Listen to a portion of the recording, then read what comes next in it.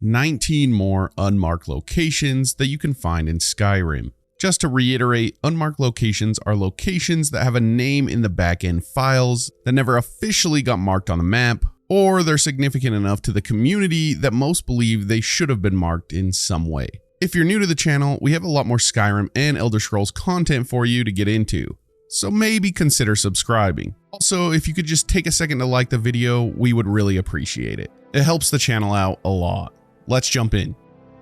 Follow the shoreline east from Dawnstar Sanctuary, passing several Horkers, and you will find a small camp featuring an animal skin tent. Known as the Lover's Tent, this unmarked location smells of quiet intimacy and romance, and maybe even sex, offering a glimpse into the simpler, more human stories of Skyrim. Within the camp, one may find an amulet of Mara, 16 red mountain flowers, and 2 boiled cream treats, although the wildflowers, empty bottles, and the amulet may not always appear, adding a touch of unpredictability to the discovery. The tent, with its modest setup of bedrolls and scattered belongings, gives shared refuge and warmth, contrasting with the rugged beauty of the surrounding wilderness. Its placement near the serene shoreline and its intimate details invite speculation about the lives of the lovers who once sought solace here. Was this a retreat for star-crossed souls, or simply a fleeting sanctuary for 2 hearts in a harsh world? And aside from the 2 cream treats mentioned, what other cream treats? Never mind, I won't say the joke. North of Vollenrood is an unmarked location known as a Bloody Trail. This site tells the tale of violence through its scattered clues. Following a trail of blood uphill to the north-northwest of Vollenrood towards the shrine of Mehrunes Dagon, it'll lead you to a rock outcropping where a dead female Bosmer can be found. Clutched in her possession is map number 6, offering a good lead to some hidden riches. Nearby you'll find a leveled bow that lies abandoned, suggesting the final moments of a desperate struggle. At the other end of the blood trail lies the body of a dead male Bosmer, further deepening the mystery. The scene implies a deadly altercation, perhaps over the map, though the exact nature of their conflict is left to the imagination. A bloody trail is not only a discovery of potential treasure, but also a reminder of the perilous lives lived in Tamriel, where greed and survival often clash in fatal encounters. The Bandit camp near Dawnstar, known in the official Skyrim guide as the Shoreline Bandit Camp, is a small location nestled along the coast of the west of Dawnstar. The unmarked site is home to a group of 3 leveled bandits and 1 bandit archer who respawn every 3 days. So just be aware if you ever decide to randomly head back to this location for whatever reason. The camp itself is equipped with bedrolls, a cooking spit, and a chest containing leveled loot, offering some okay-ish rewards if you decide to clear it. If you're a destruction mage, or you're like me and you just feel like collecting every book that raises a skill you'll never use, you'll find a hypothetical treachery, a book that permanently increases the reader's destruction skill. It's honestly the best thing that you'll find here. The Shoreline Bandit Camp is a classic example of the makeshift hideouts that bandits use to exploit Skyrim's wilderness. Its strategic position along the rugged coastline allows its occupants to monitor and ambush unsuspecting travelers or fishermen venturing too far from Dawnstar. If you watch any of our other Skyrim unmarked location videos, you'll know that unmarked bandit camps are pretty much everywhere. They won't blow your mind, but it's cool to see all the little places handpicked by the devs. The Bandit's Hovel, located southeast of Highgate Ruins and southwest of the Pale Imperial Camp, is a ruin of a shack now claimed by bandits. This small but evocative location is surrounded by eerie details, including a burned down horse carriage near the front and a burnt corpse that remains perpetually ablaze, creating a chilling and unforgettable visual. Within the hovel, adventurers will find a leveled chest, offering modest rewards for those daring enough to confront the bandits who now occupy the ruins. The simple furnishings and rough state of the shack suggest it served as a temporary hideout, reflecting the transient and opportunistic nature of Skyrim's outlaws. The origin of this wreckage is unknown, and aside from that mystery, the internal flames radiating from the corpse is perhaps the coolest part to this unmarked location. Southeast of the wreck of the Brinehammer, along the desolate shore of the Sea of Ghosts, lies a small upturned fishing boat known as the Barnacle Boat. This sunken relic of Skyrim's maritime past has become a new home for mud crabs and Nordic barnacle clusters, its wreckage teeming with marine life that hints at nature's reclamation of what once was man-made.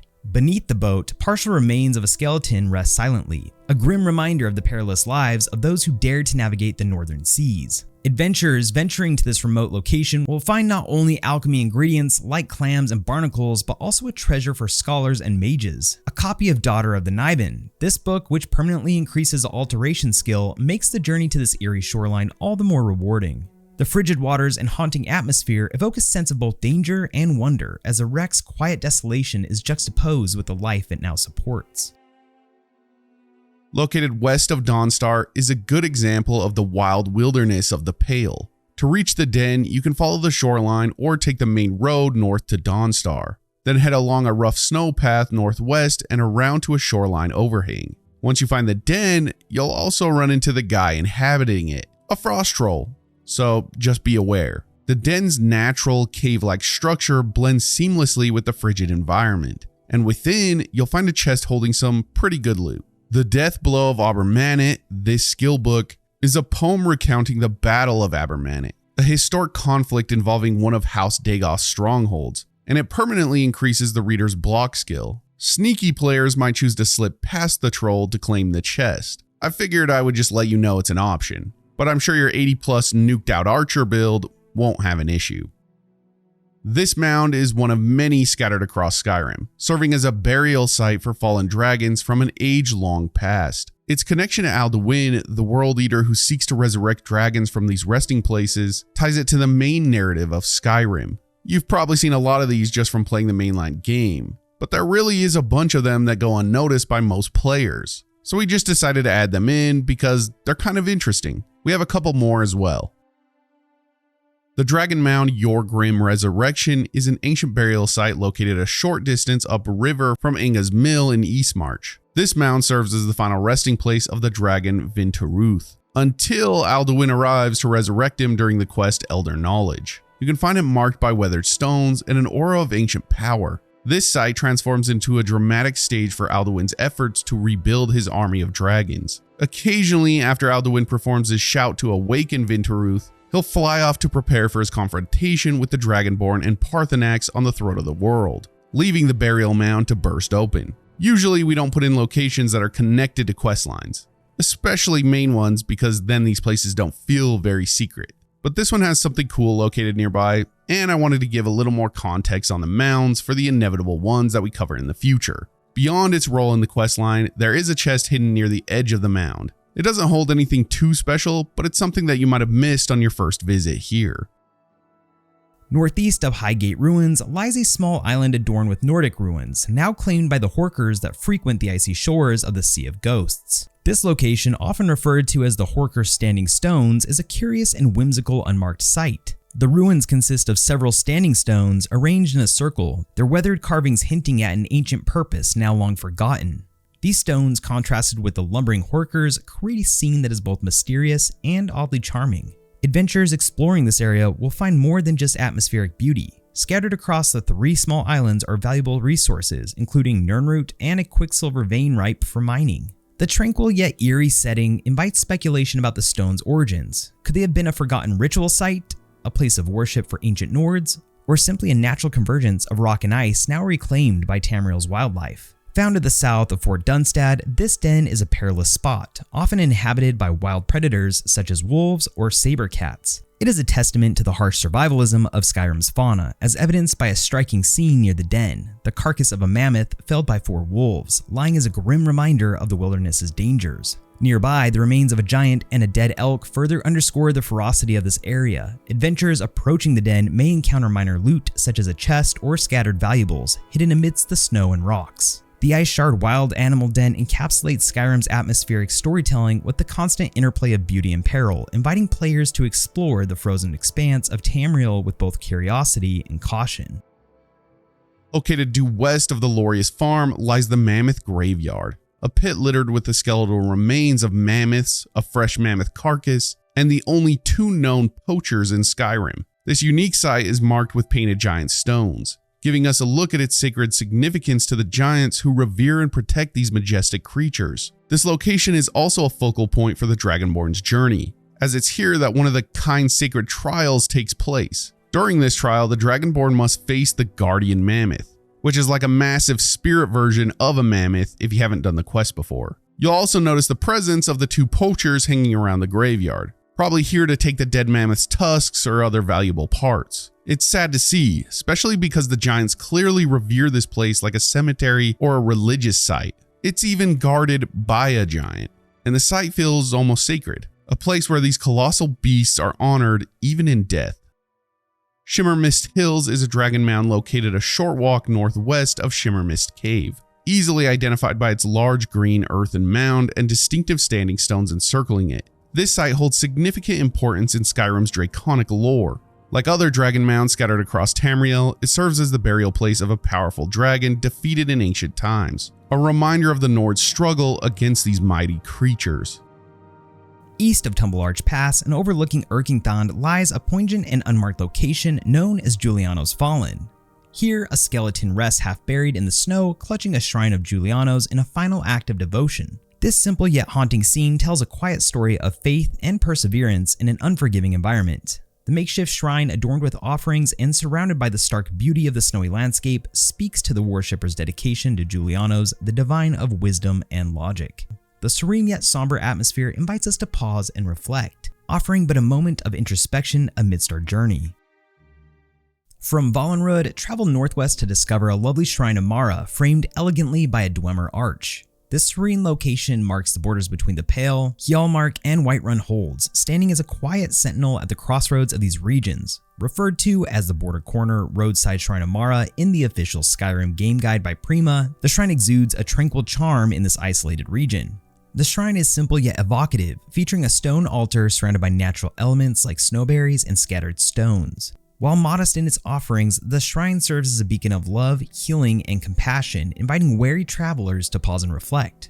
Oh, and for treasure seekers, the site offers an additional reward. Treasure Map 6 can be found a short way behind the shrine. Yes, this map is the same one connected to the hidden location of a bloody trail, which we mentioned earlier in the video. Northwest of the wreck of the Brinehammer in the Sea of Ghosts lies a hidden gem of exploration. A submerged chest filled with leveled loot, aptly embodying the allure of Skyrim's sunken treasures. Just northwest of the wreck are two tiny flat islands. From the smaller western island, face due north and dive into the icy depths to uncover the chest. Among its treasures is the skill book Sithis, which permanently increases the alteration's skill. This chest's loot is determined by the Dragonborn's level and does not restock, making its discovery a one-time reward for the intrepid adventurer. This underwater trove offers more than just material gain. It captures the spirit of Skyrim's vast and untamed world, the serene yet haunting underwater environment with rays of sunlight piercing the cold, murky waters, evokes a sense of beauty and mystery. The presence of the sunken chest transforms this remote corner of the Sea of Ghosts into a small yet captivating tale of hidden wealth and forgotten relics.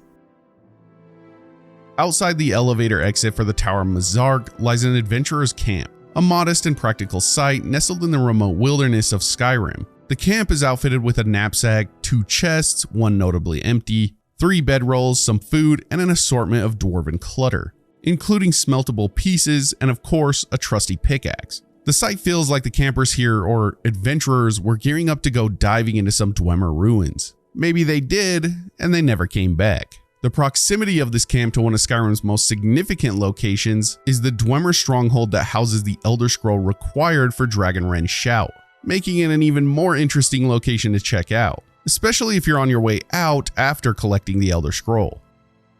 Located just west of Inga's Mill along the Yorgrim River is the serene and picturesque Waterfall campsite. Nestled beside a cascading waterfall, this small camp offers a tranquil setting, but that's not all. The campsite itself is modest, consisting of a lone tent, a campfire, and a pond surrounded by the natural beauty of the area. Of course, you have to check behind the waterfall. I mean, who doesn't? You'll find there are a few treasures for the observant player.